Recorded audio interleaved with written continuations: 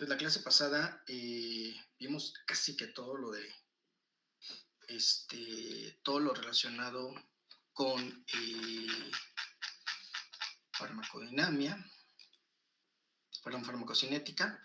Vamos a acabar hoy farmacocinética y vamos a ver si podemos de una vez comenzar farmacodinamia y ver también lo de metabolismo de fármacos para que podamos ir avanzando en el programa.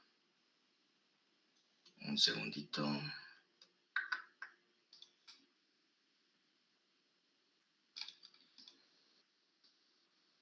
Ahí deben de ver la pantalla, ustedes me dicen.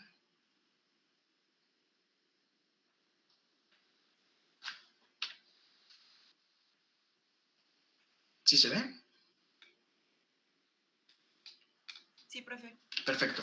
Bueno, haciendo un muy breve recordatorio de dónde nos quedamos, la clase pasada hablamos de la unión a proteínas y ahorita pues vamos a revisar qué factores pueden influir en cuanto a la unión a proteínas, que decíamos que es un factor que va a influir en algo que se llamado biodisponibilidad. Recuerden que esto que estamos viendo aplica sí para sustancias con un componente farmacológico, pero también aplica en general para todo lo relacionado con toxicología, ya que ciertas sustancias tóxicas de la misma forma se van a comportar, pueden tener efectos como este que estamos revisando de unión a proteínas.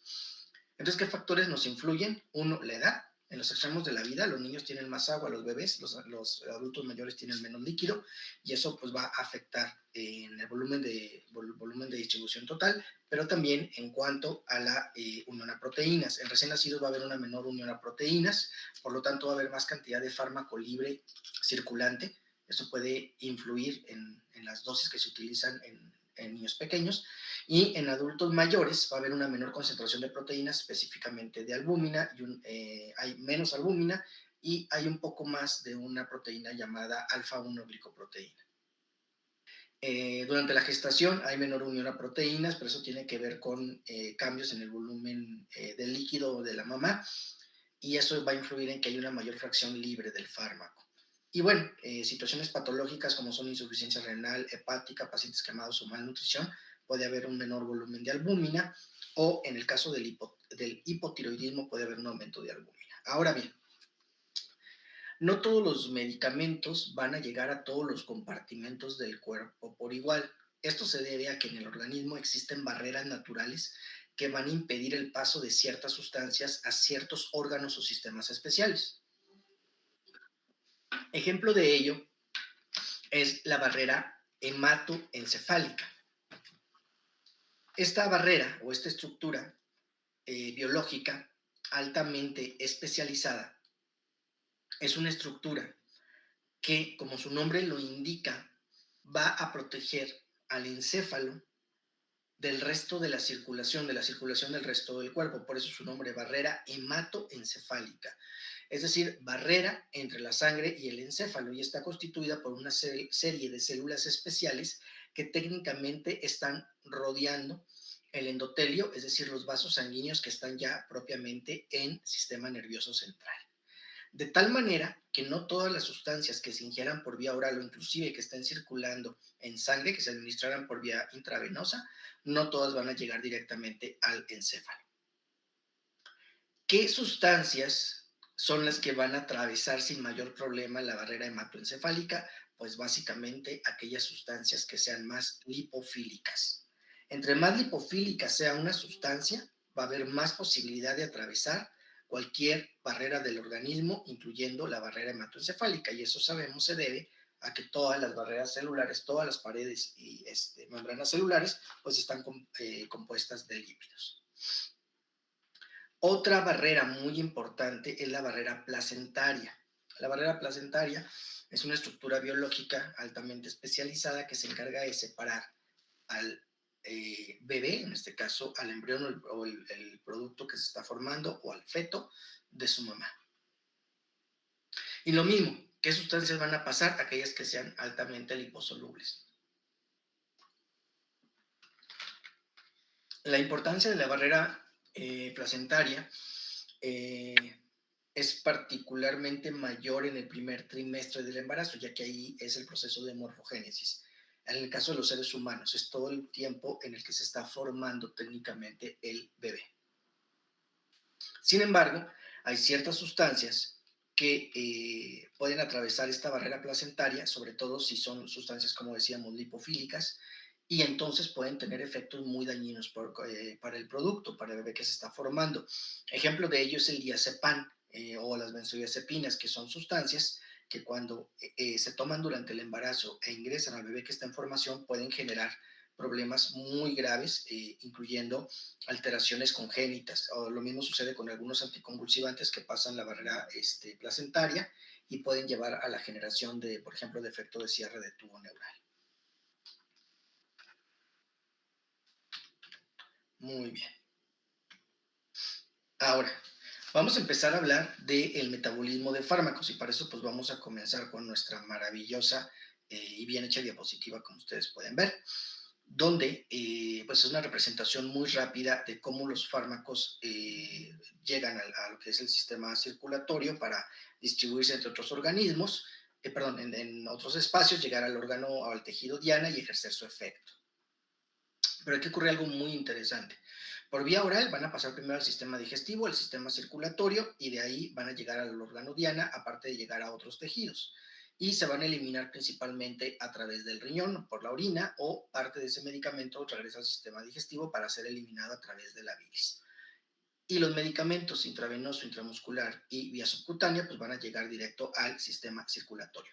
Pero aquí en el sistema digestivo va a ocurrir algo muy importante que se conoce como efecto de primer paso y es lo que vamos a comenzar a ver ahorita en lo que es precisamente el tema de metabolismo de fármacos.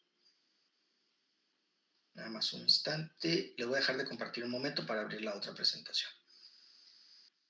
Hasta ahorita, de esto que hemos comentado, ¿alguna pregunta? No, profe. Muy bien.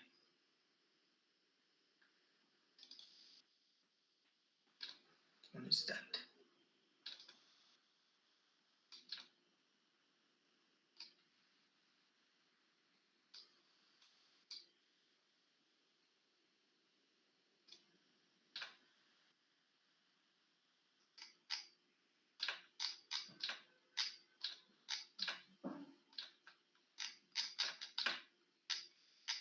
Nada más quiero revisar bien. Aquí está.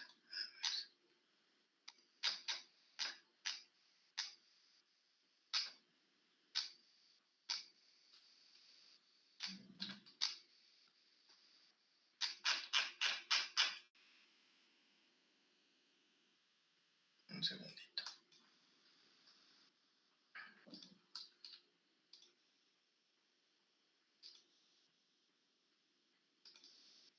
Aquí está. Perfecto. Un instante, un instante, un instante. Listo.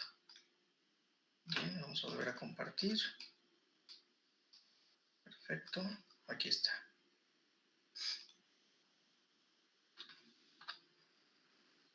¿Me avisan si se ve la pantalla?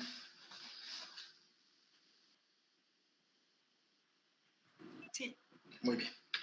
Bueno,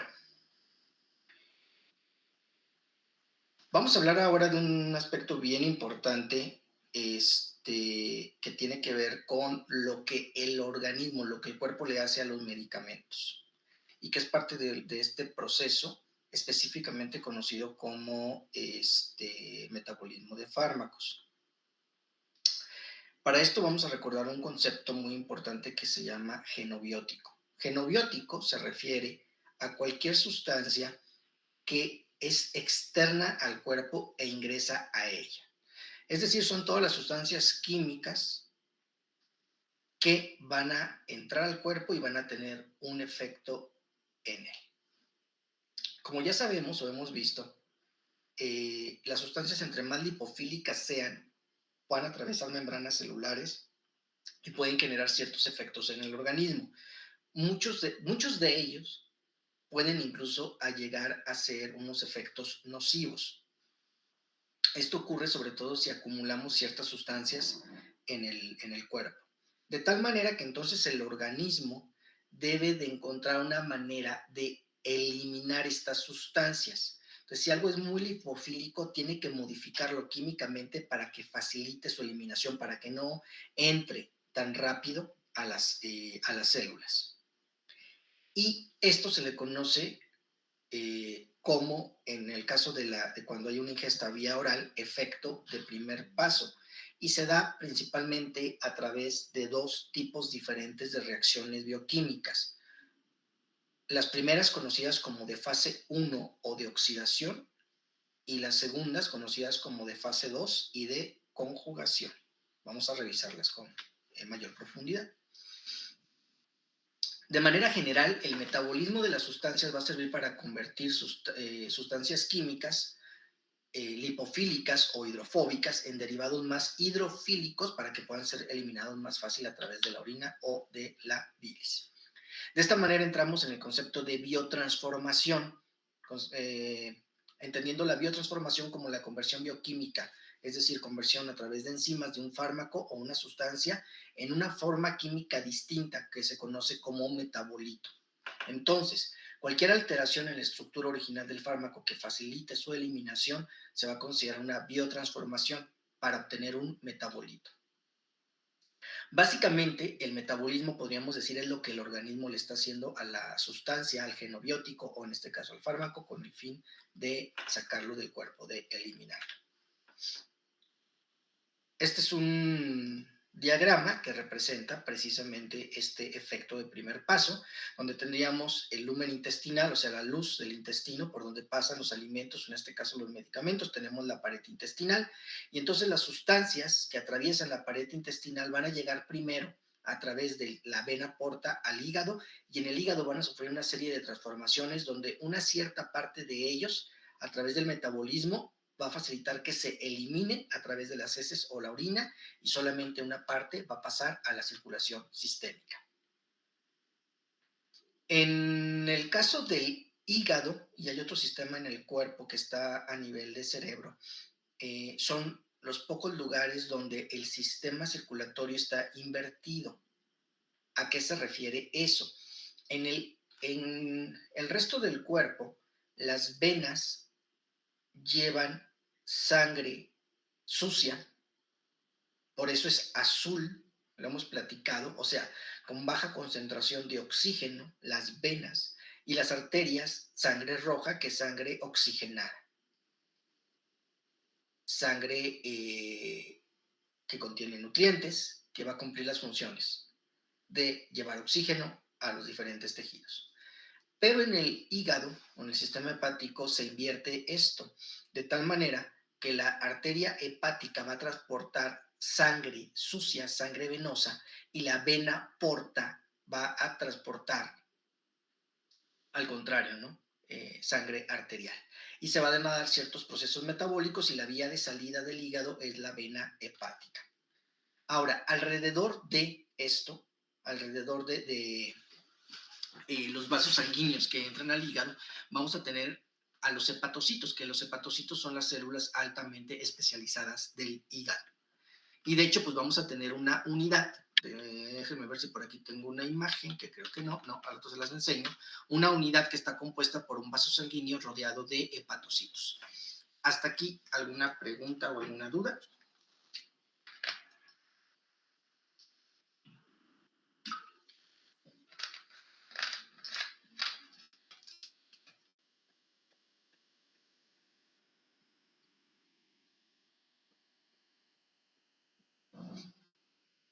No, profe, todo bien.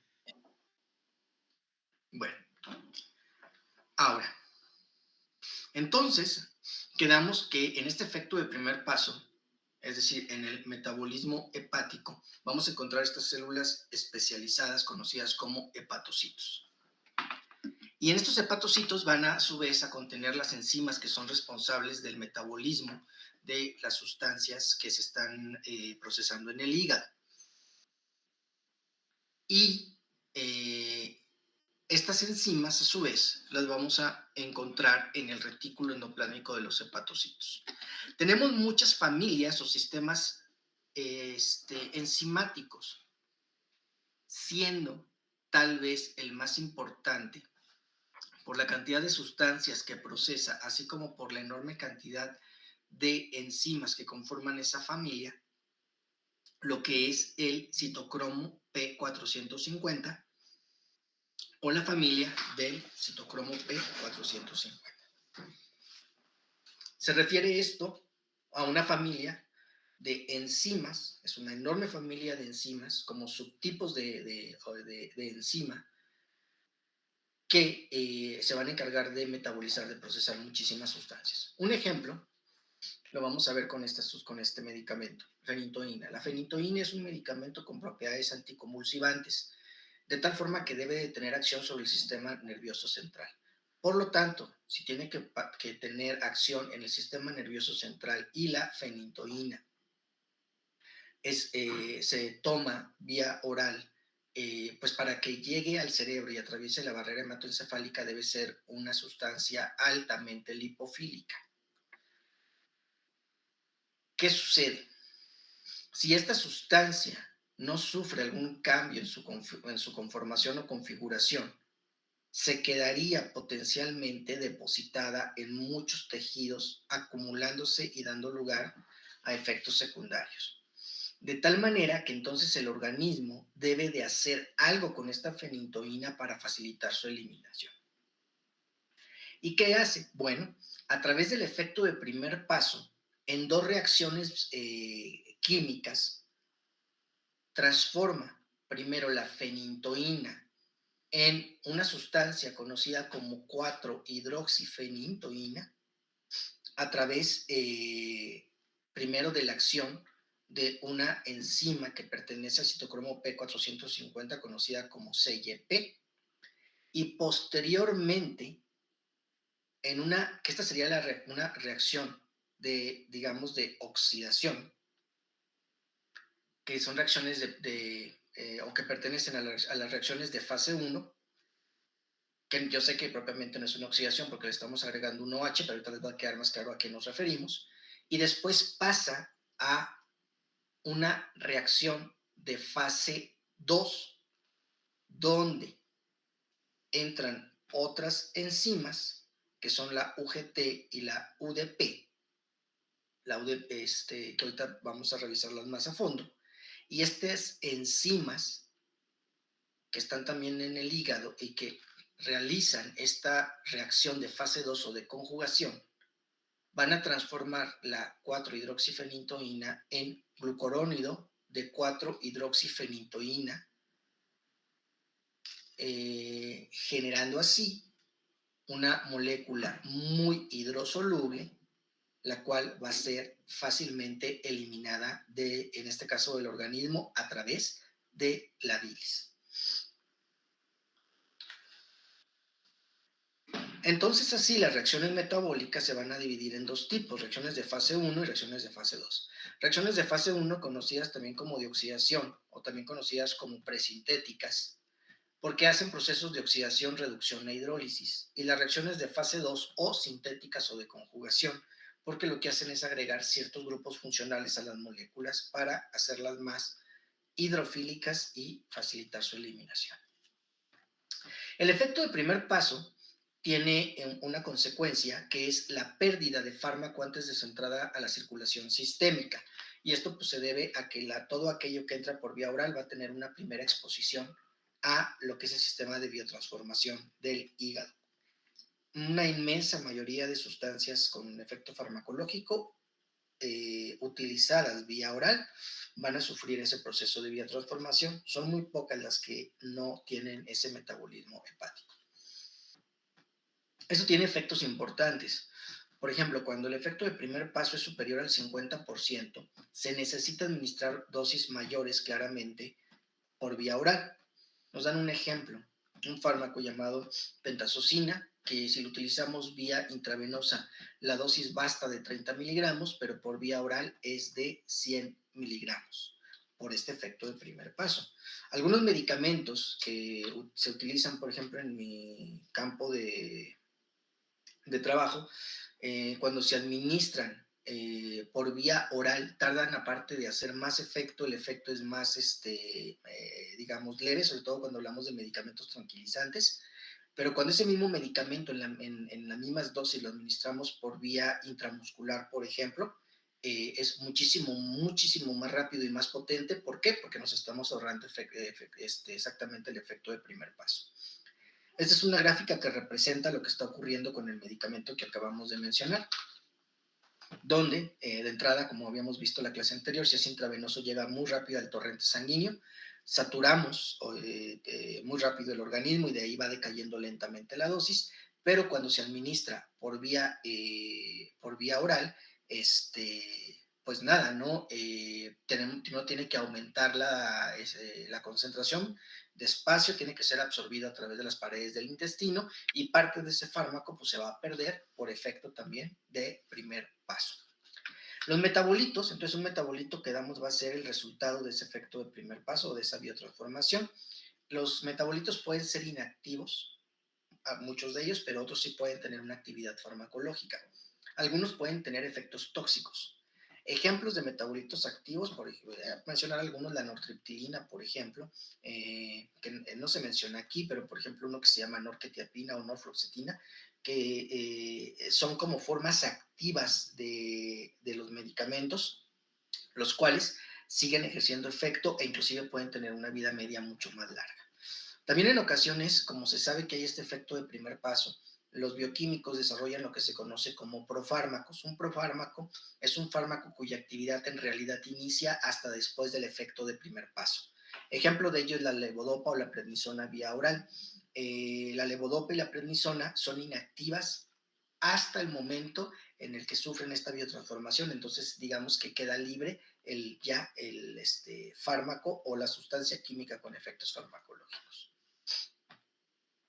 Estos son algunos ejemplos de las enzimas que intervienen en cada una de las fases.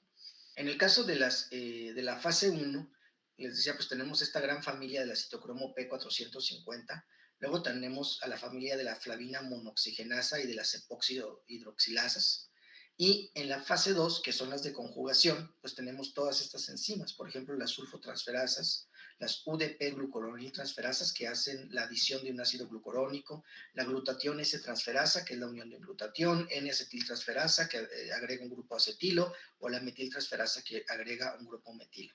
Tenemos otras enzimas que también participan en estos procesos de metabolismo, que son la alcohol deshidrogenasa, que lo que hace es reducir alcoholes, aldehído deshidrogenasa, reduce aldehídos, y la quinona óxido reductasa, que genera la reducción de quinonas.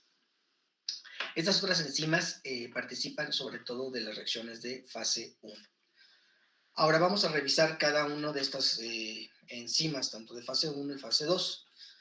Como comentábamos hace un momento, los mecanismos o las maquinarias enzimáticas encargadas de este proceso de biotransformación van a estar localizados en el retículo endoplásmico. Aquí veríamos un complejo del citocromo P450 o la CYP. Y ese complejo de la citocromo P450 pues estaría constituida por estas proteínas y pues aquí veríamos el sustrato con el cual va a trabajar esa maquinaria enzimática. Estas propiamente son diferentes reacciones químicas que van a ocurrir, en este caso son reacciones oxidativas, es decir, son reacciones de fase 1, desalquilación, hidroxilación, alifática, aromática, oxidación, desaminación, y tendríamos reacciones, por ejemplo, de hidrólisis, pero que siguen siendo de fase 1, y las reacciones de conjugación, que serían las reacciones de fase 2, glucuronidación, sulfactación, acetilación, metilación, por mencionar algunas. No es importante que se las aprendan, es simplemente que recuerden que hay reacciones de fase 1, de fase 2, las de fase 1 presintéticas y más bien se encargan de oxidación, reducción, y las de fase 2 que son de conjugación.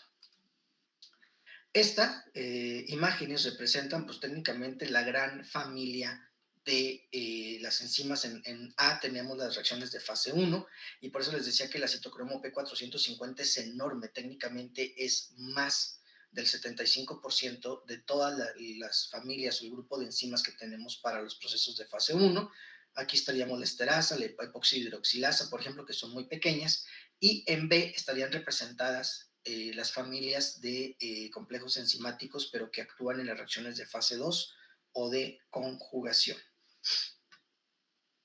Ahora, cada isoforma de la citocromo P450, estas que estamos viendo aquí, cada una de estas subfamilias o pues, isoformas, van a encargarse del metabolismo de diferentes fármacos. Por ejemplo, la P450IA2 pues se va a encargar de metabolizar la cafeína, lidocaína, paracetamol, tamoxifeno, verapamilo. La 12-9, el diazepam, por ejemplo, alprenolol, mefenitoína, warfarina, la 2-6 amitriptilina, dextrometorfano, imipramina, etc. Solamente tener en mente que cada, digamos, como grupo enzimático o cada isoenzima, cada subfamilia, se va a encargar de metabolizar diferentes fármacos. Ahora, resulta algo muy interesante. Por un lado, tenemos entonces a esta familia enorme de la citocromo P450 con cada una como de sus diferentes grupos enzimáticos que la conforman, pero también, como todo sistema enzimático, podemos tener ciertas sustancias que son inhibidores, es decir, que reducen el funcionamiento de ese sistema enzimático, o inductores. Entonces, en esta imagen, lo que estamos observando son diferentes miembros de la familia de la citocromo P450, por ejemplo, 2A6, 1218, 3A3-5, etc. En la parte de arriba estaríamos viendo los fármacos que son sustratos de ese sistema enzimático, es decir, los fármacos o las sustancias que se van a metabolizar por ese sistema enzimático. Por ejemplo, la cafeína, que va a ser metabolizada por el IA2, o por ejemplo, la eritromicina, que es un antibiótico que va a ser metabolizado por el 3A3-5, o la fenitoína, que era el que platicábamos hace un momento, que es un anticonvulsivante, que va a ser metabolizado por la enzima 2C8-10. Bueno, ahora tenemos inhibidores. Por ejemplo, si vamos a la cafeína, vemos que esta enzima, la IA2, dentro de la familia del citocromo P450, va a ser inhibida por este medicamento, la furafilina. Es decir, si alguien consume cafeína y está consumiendo ese medicamento furafilina, probablemente tarde el organismo más tiempo en metabolizar la cafeína, es decir, la cafeína va a durar más activa en sangre. Pero también tenemos inductores. ¿Qué se refiere a un inductor? Que acelera la acción de esa enzima. Entonces, por ejemplo, si tenemos a la cafeína y la persona también está tomando omeprazol o la nicotina del tabaco, pues tanto el omeprazol como el tabaco serían inductores de ese sistema enzimático, lo cual aceleraría el metabolismo, en este caso de la cafeína o, por ejemplo, de la teofilina. Eso quiere decir que alguien que esté consumiendo tabaco al momento que está consumiendo café, bueno, un ejemplo muy sencillo, probablemente va a tolerar una mayor dosis de café porque el cuerpo lo está metabolizando mucho más rápido porque está consumiendo un inductor de la enzima que se encarga de metabolizar la cafeína. De esto que hemos comentado hasta este punto, ¿tenemos alguna pregunta o alguna duda?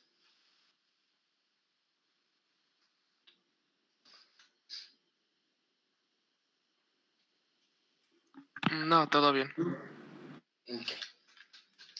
Bueno, vamos a ver la otra familia, que es la flavin monooxigenasa, y esta pertenece también a este grupo de enzimas de reacciones de fase 1 o presintéticas. Son una superfamilia de la fase 1, y al igual que la citocromo P450, la flavin monooxigenasa se expresa muchísimo en el hígado.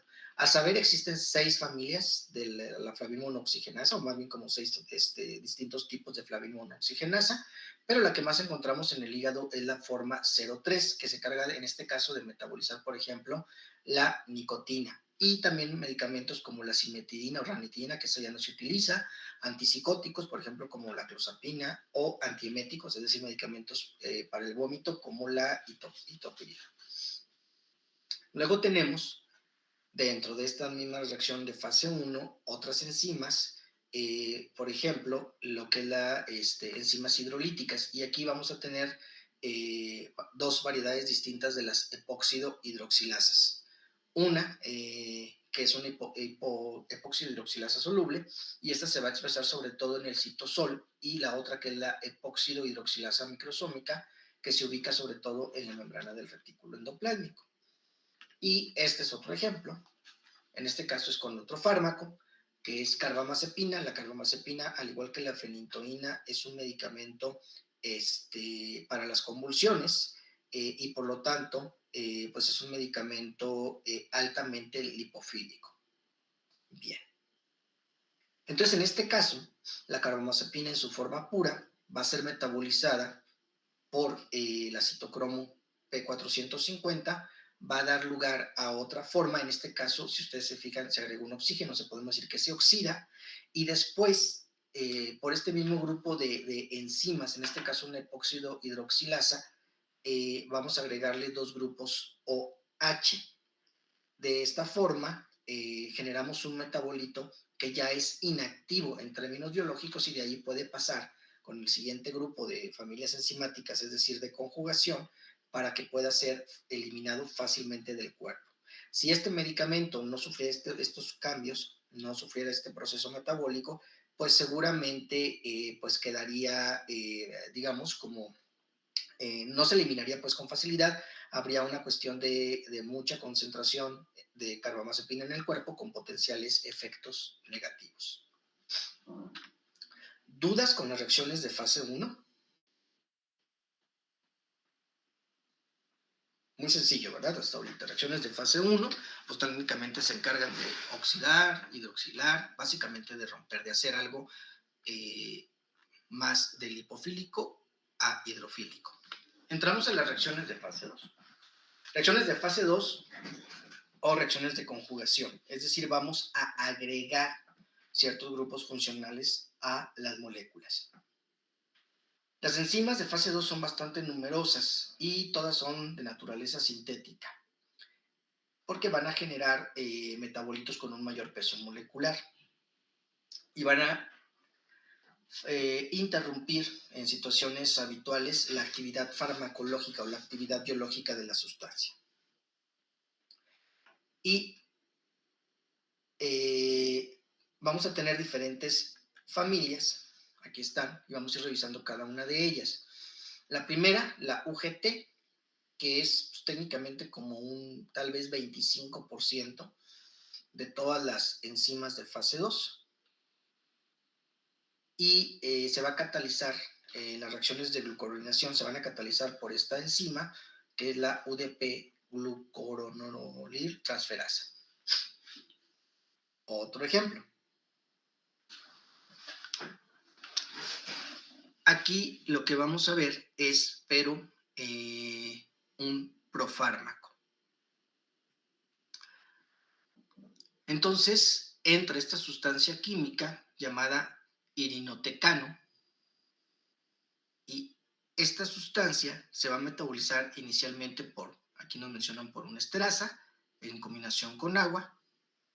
Entonces, lo que estamos, si ustedes observan, lo que estamos haciendo es fragmentarla, y entonces obtenemos una sustancia que es inhibidor de una topoisomerasa, que es inhibidor de una enzima, y luego entra la reacción de fase 2 a través de esta enzima que acabamos de revisar ahorita, la UDP glucoronolil transferasa, y entonces transformamos ese inhibidor de la topoisomerasa en otra sustancia química, ahora con efectos ya farmacológicos, conocido como glucurónido SN38. Recapitulando un poco, la reacción Hasta aquí, bueno, esta es la forma en la que entra el organismo. Esta sería nuestra reacción de fase 1, donde pues técnicamente estamos rompiendo la molécula. Entra la reacción de fase 2 con esta enzima, incorporamos un nuevo grupo y entonces tenemos ya, en este caso específico, una sustancia con efectos farmacológicos. Este sería un ejemplo de un profármaco, que era lo que comentábamos hace un momento. Otra reacción común en la fase 2 es la sulfatación. Y eso ocurre a través de una familia conocida en términos generales como SULT, que son sulfotransferases. Ahora, déjenme ver una cosa aquí. Bueno, estos son simplemente ejemplos de medicamentos que en este caso todos ellos son metabolizados por otra familia que es la N-acetiltransferasa. Pero sobre todo les pongo esta diapositiva.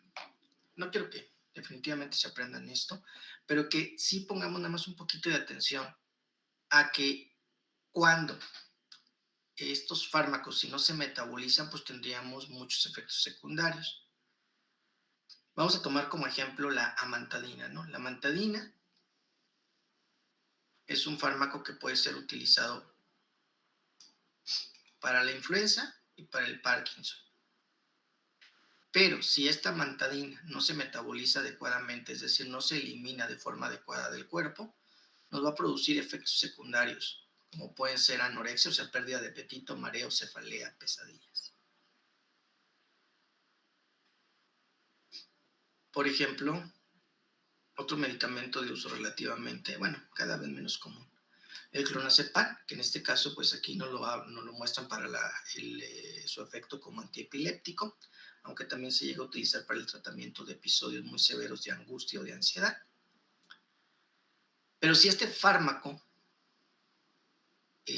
no se elimina, no se metaboliza de forma adecuada y se va concentrando en el organismo, se va acumulando, pues nos puede dar efectos ya secundarios de sobredosis, como pueden ser ataxia, que la ataxia es como una marcha inestable, tipo una marcha, vamos a decirlo así, de borracho, de una persona cuando está muy bebida.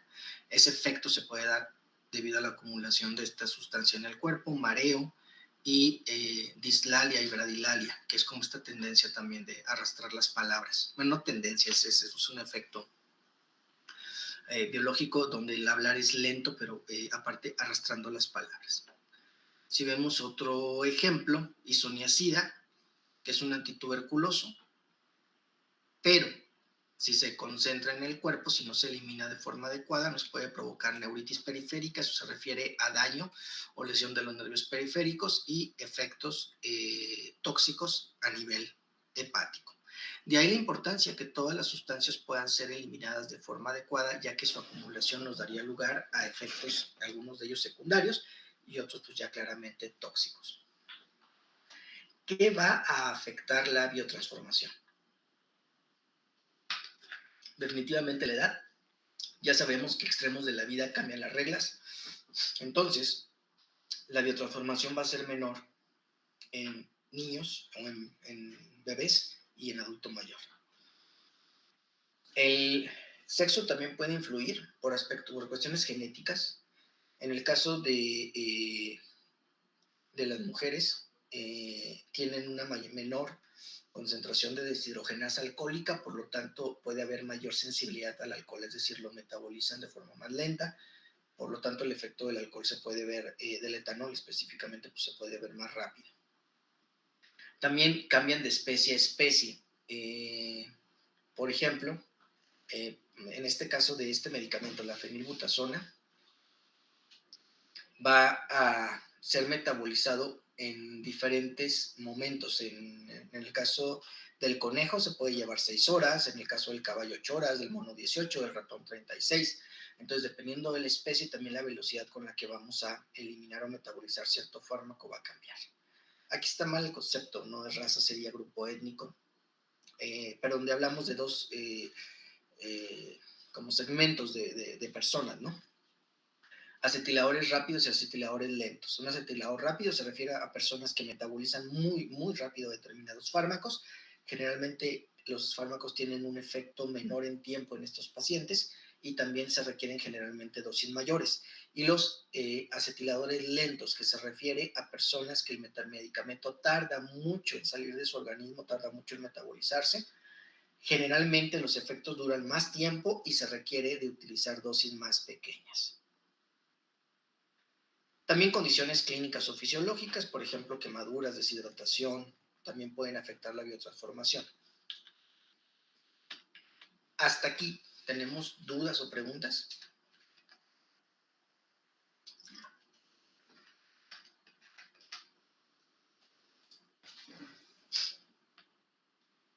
De mi parte no, profe. Bien. ¿Algún otro compañero por ahí una duda, pregunta?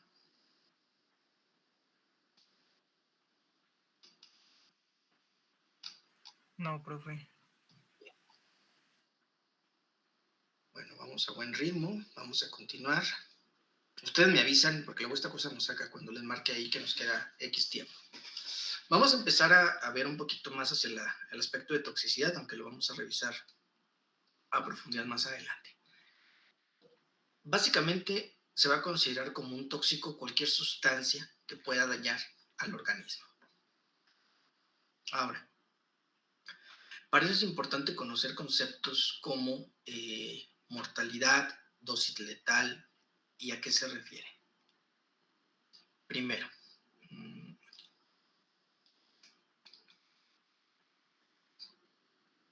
en esta gráfica que les estoy señalando, o que está indicando el puntero, vemos dos sustancias distintas. Una en color rojo, una curva en color rojo y otra en color morado. En el eje de las X sería la dosis de esas sustancias y en el eje de las Y es el porcentaje de mortalidad, es decir, el porcentaje de sujetos que con determinada dosis mueren. Cabe mencionar que pues son experimentos que se hacen en modelos animales.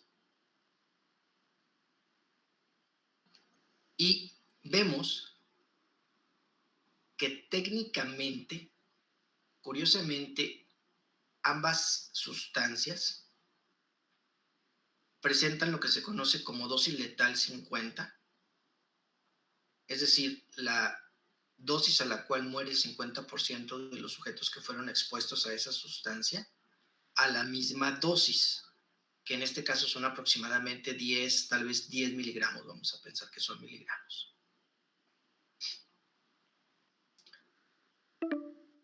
Y la curva de ascenso de la sustancia en color morado es muchísimo más rápida. O sea, de 5 a 10 subió rapidísimo para tener esa dosis letal 50, mientras que la sustancia marcada en la curva roja pues tiene un ascenso de manera más gradual. Pero también vemos que la sustancia representada por la gráfica morada técnicamente alcanza ya un 100% de mortalidad en menos de 20 miligramos, mientras que la curva de ascenso de mortalidad de la sustancia marcada en la curva roja, pues es muchísimo más lenta. Pero aquí el concepto importante es esta dosis o mortalidad de 50%. La gráfica de abajo es exactamente lo mismo, nada más que en una representación logarítmica, donde nos marca como un 50% de los sujetos expuestos a una dosis de 10 miligramos, tanto de la sustancia roja como de la sustancia morada, van a morir. Eso se conoce como dosis letal media. Ahora, ¿recuerdan ustedes el concepto de, bueno, si es que lo han revisado en alguna de las clases, o si lo han revisado, no sé si llevamos biología molecular, me parece que sí, de homeostasis. ¿Alguien recuerda a qué se refiere el concepto de homeostasis? ¿Alguien que nos pueda explicar brevemente qué es la homeostasis?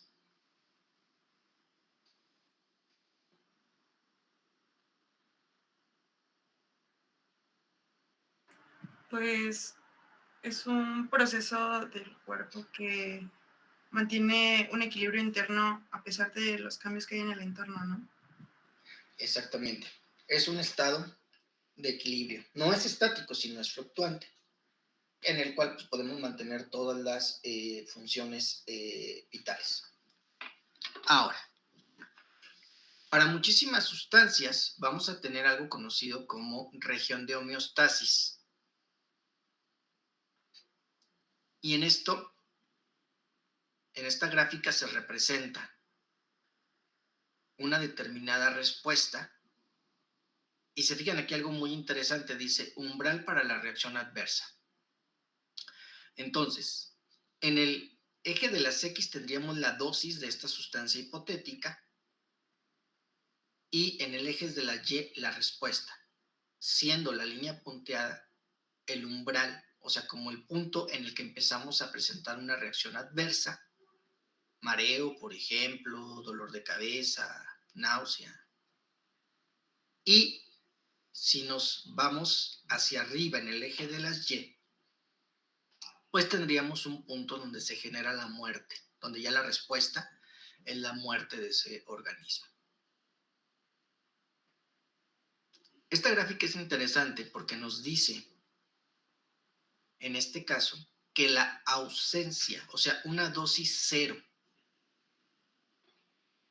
de esta sustancia sería incompatible con la vida.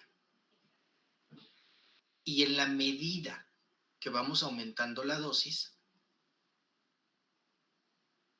nos vamos acercando hasta llegar a la región de homeostasis, que digamos es la dosis en la cual esa sustancia permite un adecuado funcionamiento del organismo, pero si seguimos aumentando la dosis, nuevamente entramos al umbral de reacción adversa, comenzamos a tener reacciones adversas, en este caso por exceso de esa sustancia, hasta llegar también a la muerte.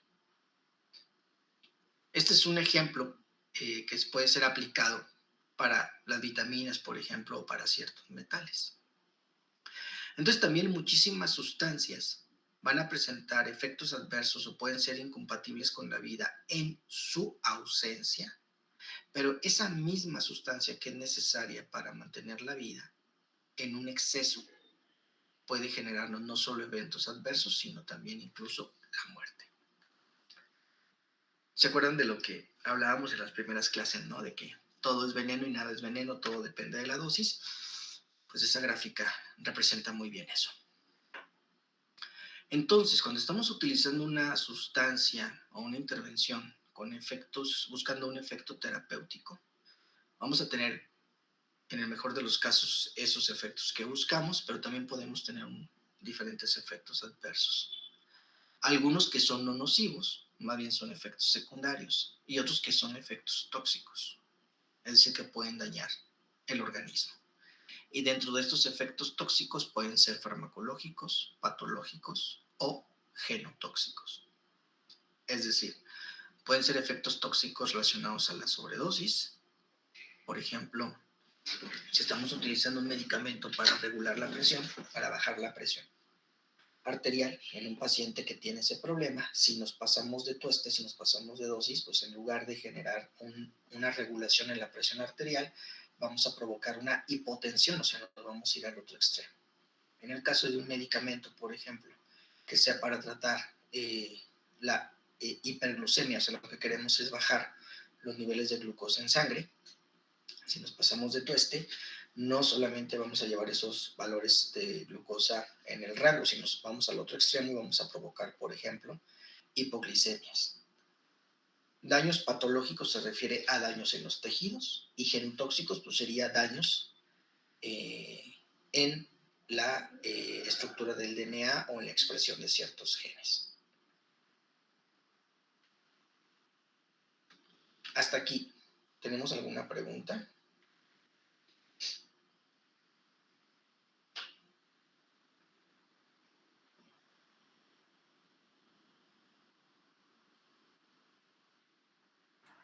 De mi parte no, profe. Bien. Ahora, va a haber reacciones que van a ser dependientes de la dosis, reacciones tóxicas dependientes de la dosis. Es decir, donde a mayor dosis del fármaco, pues más efectos secundarios, ¿no? Un ejemplo era lo que comentábamos hace un instante. Por ejemplo, una hipoglicemia anteoral. No damos un medicamento para bajar la glucosa, nos pasamos de tueste y estamos generando ya una hipoglicemia. Y luego tendríamos la toxicidad farmacológica, que bueno, más bien es un ejemplo de la que es dependiente de dosis, ¿no? Por ejemplo, la depresión del sistema nervioso central por medicamentos tranquilizantes como los barbitúricos. Pues eso se puede prevenir si utilizamos dosis adecuadas. Esa es la toxicidad farmacológica dependiente de dosis. Luego tendríamos la toxicidad patológica. Estamos hablando de un daño a un tejido. Vamos a ver un ejemplo muy común. Si hay un medicamento que yo creo que todos conocemos, hasta por memes, es el paracetamol. Pues el paracetamol es un AINE, es decir, es un analgésico no esteroideo. Y es un fármaco ampliamente extendido, paracetamol, o también conocido como acetaminofén. Incluso se ha llegado a utilizar en poblaciones pediátricas. Entonces, aquí tenemos el paracetamol. Y sucede que este paracetamol puede seguir dos vías bioquímicas distintas de biotransformación. Si se sulfata, vamos a seguir una vía. A través de las enzimas de conjugación vamos a obtener el ácido mercaptúrico que puede ser eliminado. Pero, si este mismo paracetamol sufre un proceso distinto, en este caso de glucuronidación, en lugar de producir un metabolito que va a ser transformado para que se elimine, va a generar un producto que es tóxico. Y entonces, esto va a generar daño hepático que se traduce como muerte celular. La vía natural de este fármaco es que hay este proceso de sulfatación, luego entra la glutatión para generar este producto de eliminación. Pero si alguien, por ejemplo, toma, sobre todo en niños pequeños, mucho paracetamol, o sea, una sobredosis me refiero, a una mayor cantidad de pastillas, ¿qué va a suceder?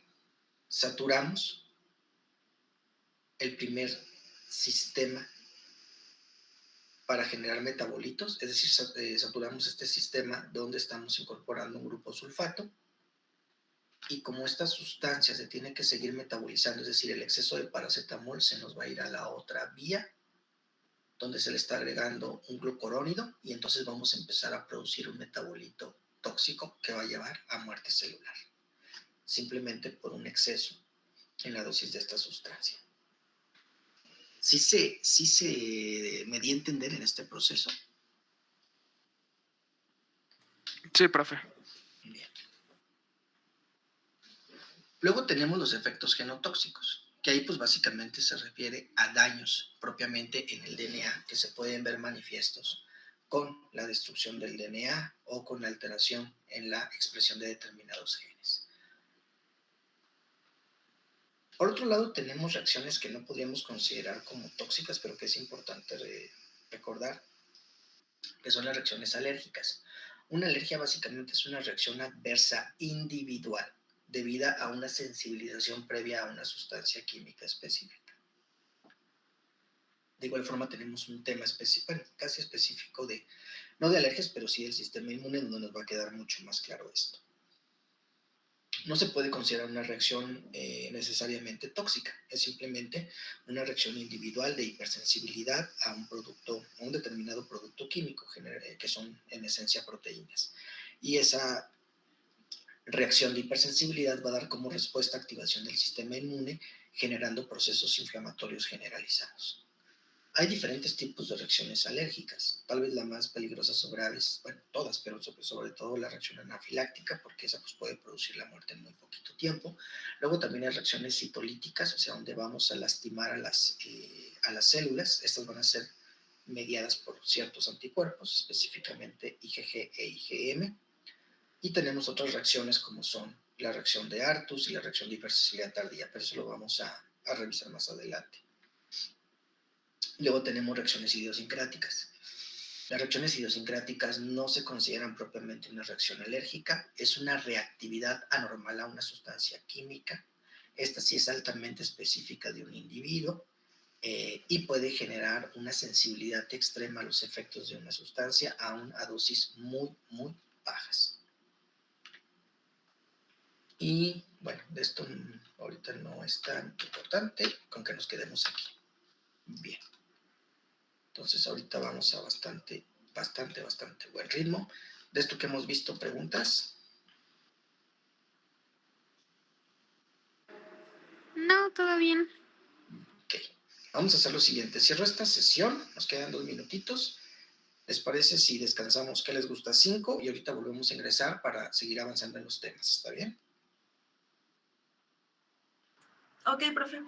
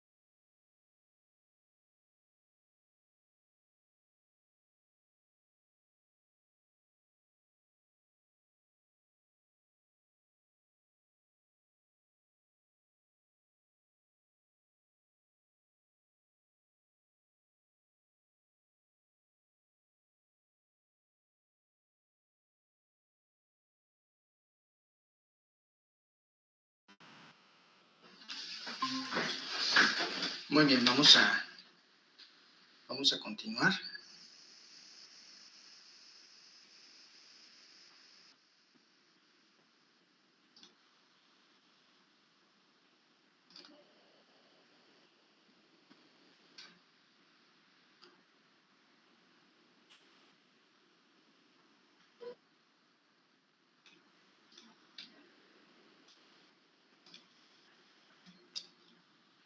Bueno, sí vemos la pantalla, ¿verdad?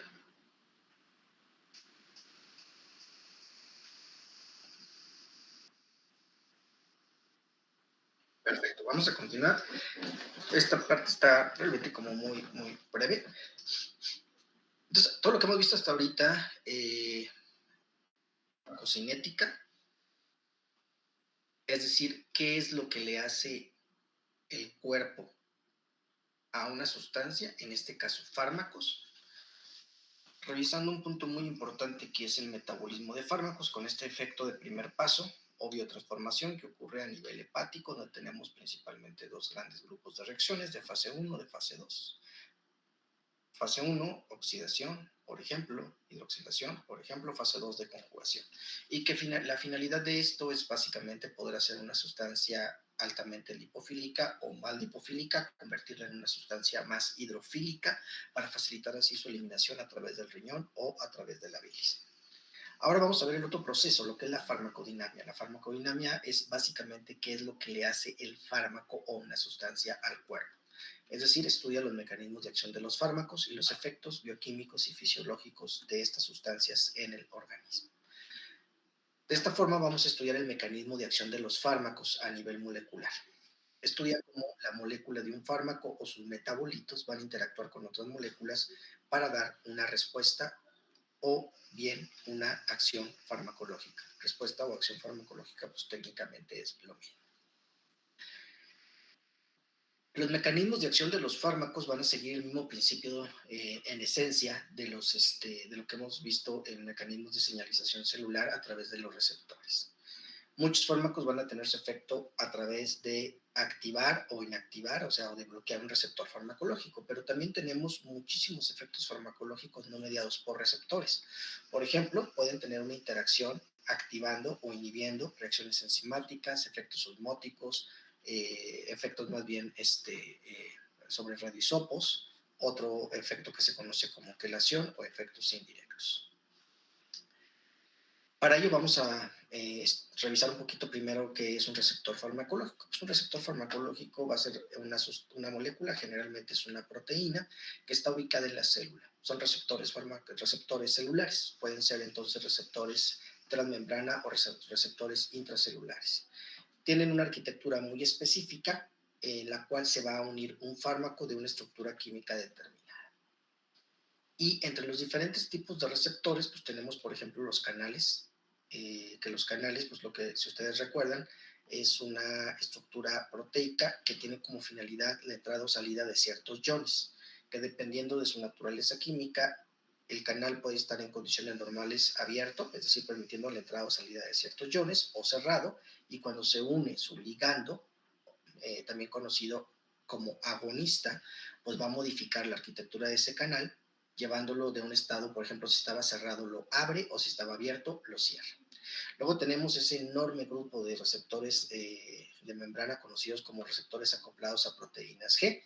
Un ejemplo de ellos pues, serían los receptores alfa y beta adrenérgicos. Luego tenemos aquellos que están ligados a enzimas, como por ejemplo los receptores de tipo insulínico y los receptores intracelulares, por ejemplo los receptores de esteroides.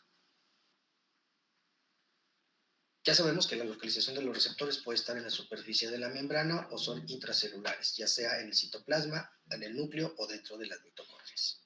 Este es un ejemplo de un canal iónico, en este caso estamos hablando de un canal iónico GABAérgico, es decir, un canal iónico cuyo agonista o ligando natural es el ácido gamma-aminobutírico, conocido como GABA, y es un canal que lo que va a hacer es permitir la entrada de cloro al interior de la célula.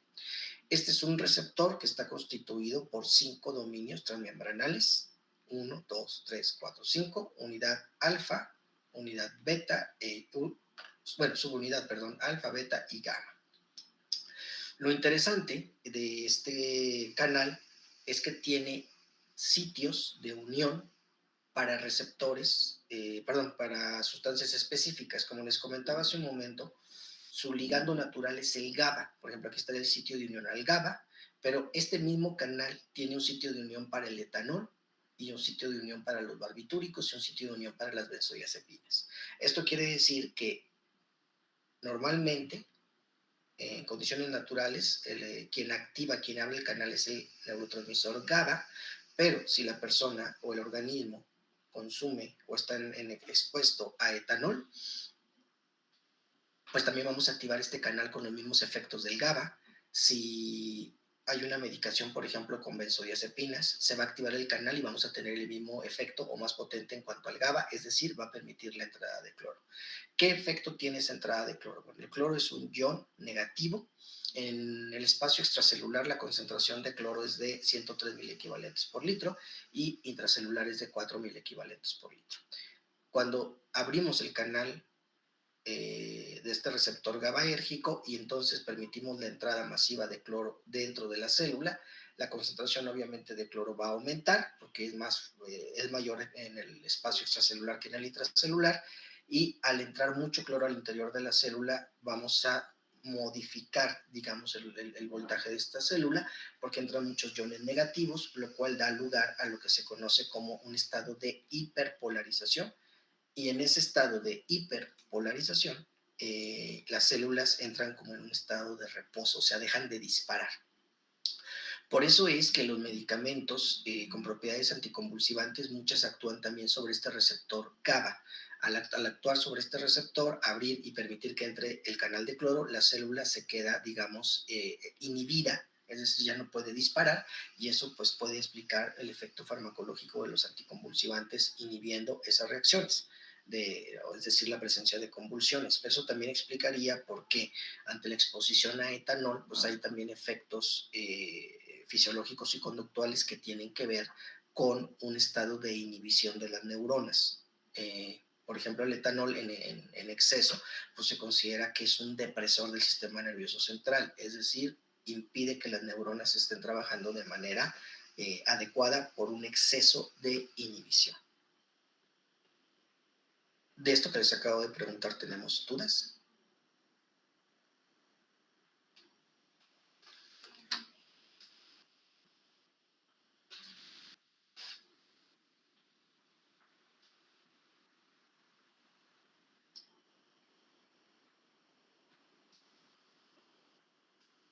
Bueno, quiero pensar que no hay dudas, entonces vamos a continuar.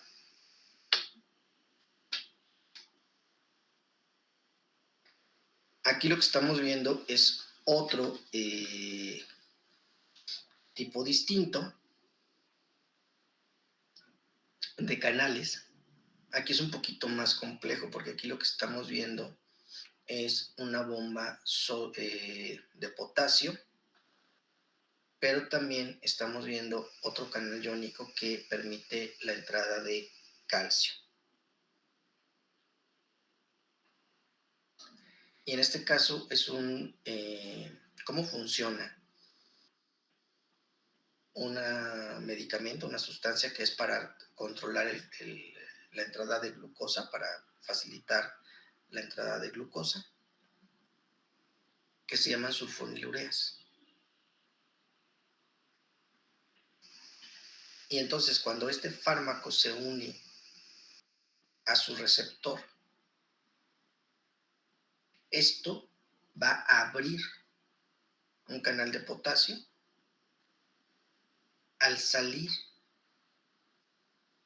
potasio de la célula, va a modificar el voltaje de la membrana celular, alterando o permitiendo cambios también que facilitan la entrada de calcio al interior de la célula, y esto va a su vez a permitir que haya, perdón, déjenme quitar esto. Ajá. Esto va a permitir o va a obligar a la célula a que aumente la secreción de insulina. De esta manera, este fármaco, la sulfonilurea, ayudará a regular el control de glucosa, obligando o forzando a que la célula aumente la liberación de insulina, modificando la concentración de estos dos iones, aumentando la salida de potasio y aumentando la entrada de calcio al interior de la célula. De tal forma que entonces vamos a tener dos acciones principales de las sustancias.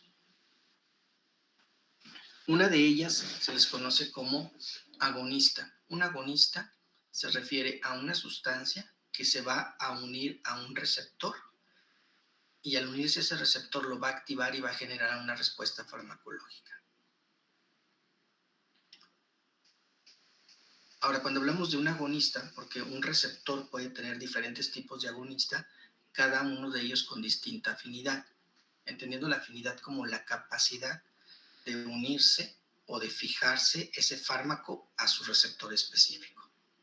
Pero una cosa es la afinidad, que tanto se une, y otra es la eficacia. La eficacia se referiría a la capacidad para generar la respuesta fisiológica o farmacológica esperada.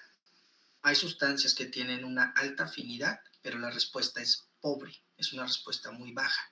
Y hay fármacos que no tienen una afinidad tan alta por su receptor, pero su eficacia, es decir, la respuesta que generan, puede ser muy alta. Por otro lado, tenemos otras sustancias conocidas como antagonistas. Un antagonista es una sustancia que lo que hace es que se une al receptor, pero lo bloquea. Es decir, cuando se une un antagonista al receptor, no tenemos una eficacia o no tenemos un efecto farmacológico. Entonces, agonista se une a su receptor y tenemos una determinada respuesta farmacológica. Va a haber afinidad y eficacia. Y en el antagonista es una sustancia que se une al receptor, es decir, hay cierta afinidad, pero no tenemos eficacia porque no genera una respuesta por parte de ese receptor. Básicamente lo bloquea. Tenemos otros conceptos como es un agonista parcial. Un agonista parcial se refiere a una sustancia que tiene tal vez una buena afinidad, pero una respuesta débil o intermedia. Por eso se les conoce como agonistas parciales.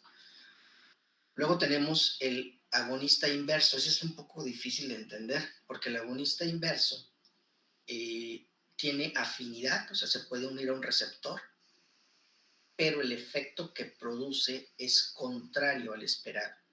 Por ponerles un ejemplo, es como si un fármaco nosotros lo damos para que se una a un cierto receptor y disminuya la presión arterial, y en un agonista inverso, esa sustancia tendría una afinidad por ese mismo receptor, pero en lugar de producir una caída en la presión arterial, digamos una relajación de los vasos sanguíneos y por lo tanto una caída de la presión arterial, tendría como efecto un incremento en la presión arterial, es decir, un efecto contrario.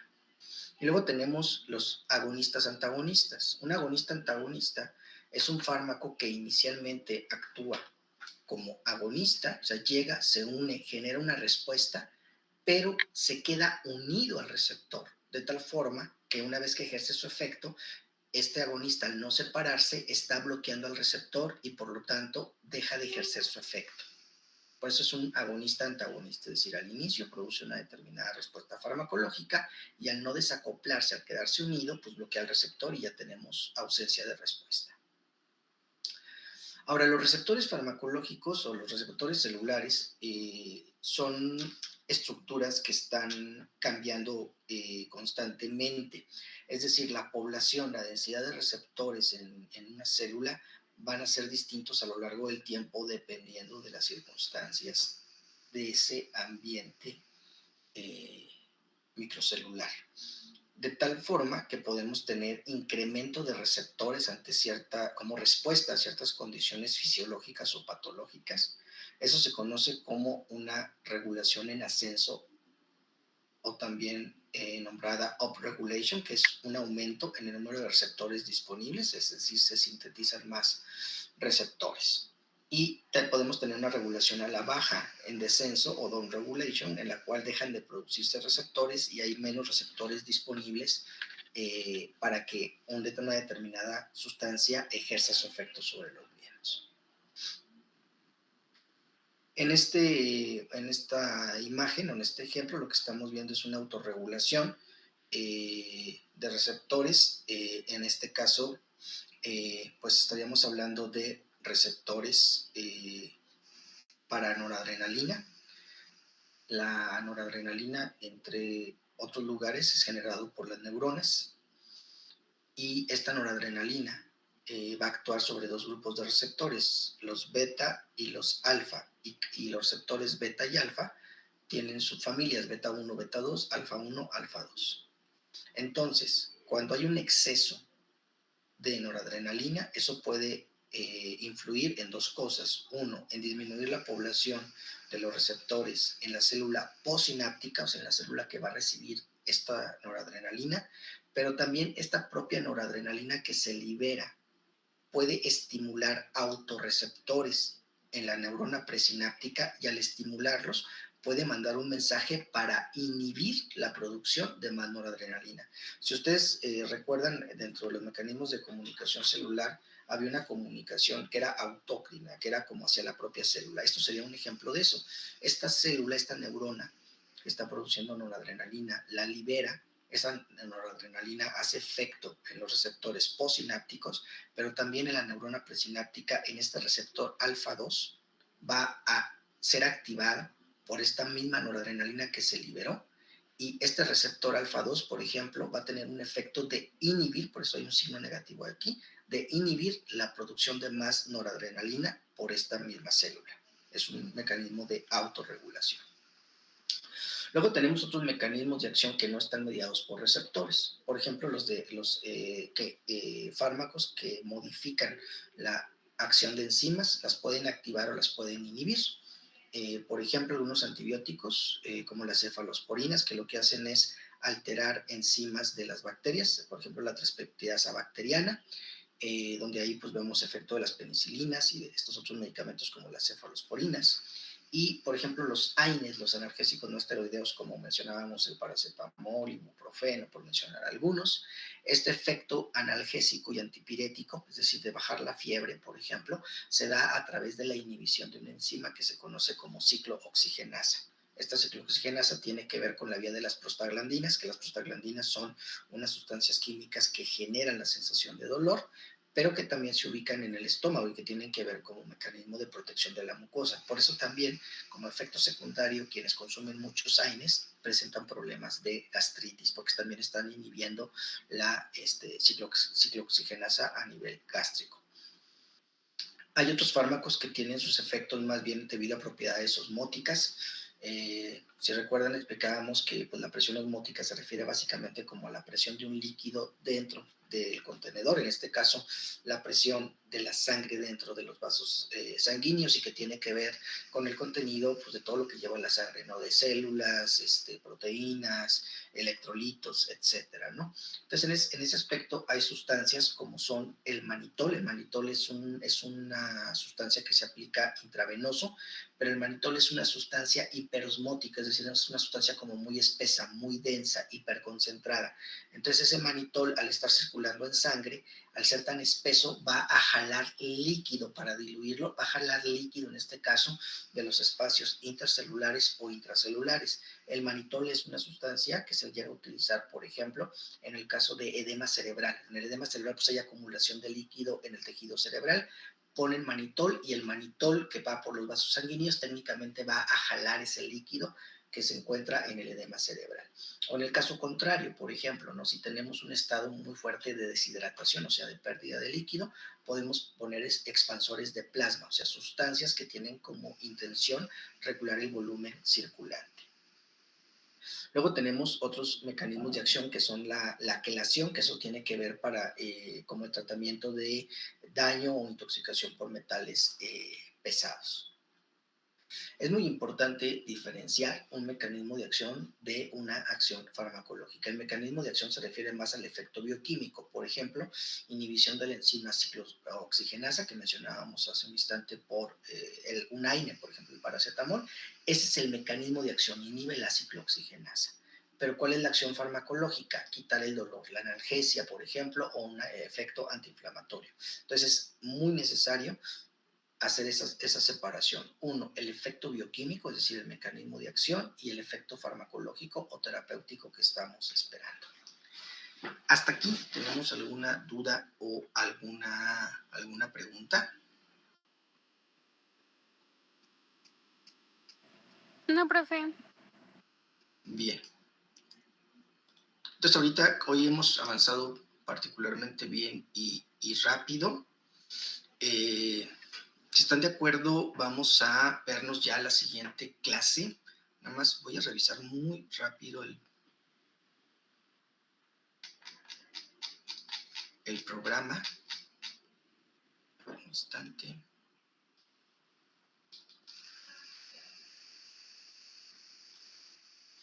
Bien. Creo que la siguiente clase es puente, profe. Ah, sí, es cierto, ¿verdad? El 17 es puente, ¿verdad? Tienen toda la razón. Bueno, el siguiente lunes no nos veríamos, sino hasta el otro. Pero ahorita técnicamente ya vimos tema 1, tema 2, tema 3, sí. Lo acabamos de ver, tema 4. Y metabolismo de drogas lo subí. Entonces técnicamente ya vimos 5 temas de esta unidad. Nos faltaría ver un tema que sería toxicidad y envenenamiento por drogas. Y que sería, un instante, el lunes 24 de marzo. Y después estaríamos en condiciones de ir programando nuestro primer examen para continuar después con los otros 6 temas que son, digamos, de la unidad 2. Entonces, con lo que me comentan, nos estaríamos viendo el lunes 24 de marzo. Si todo va bien, pues técnicamente estaríamos casi ahí que acabando nuestra primera unidad. ¿Alguna duda, pregunta de esto que les comento? No, profe. Okay. No, profe. Siguiente lunes es asueto y nos vemos. Quedamos lunes 24 en clase, ¿ok? Ok, profe. Bien, entonces nos vemos el 24. Yo creo que presencial, chicos. Cualquier cosa de todos estoy al pendiente. Que tengan buena tarde. Hasta luego, profe. Hasta luego, profe. Hasta luego. Gracias. Buena Hasta tarde. luego.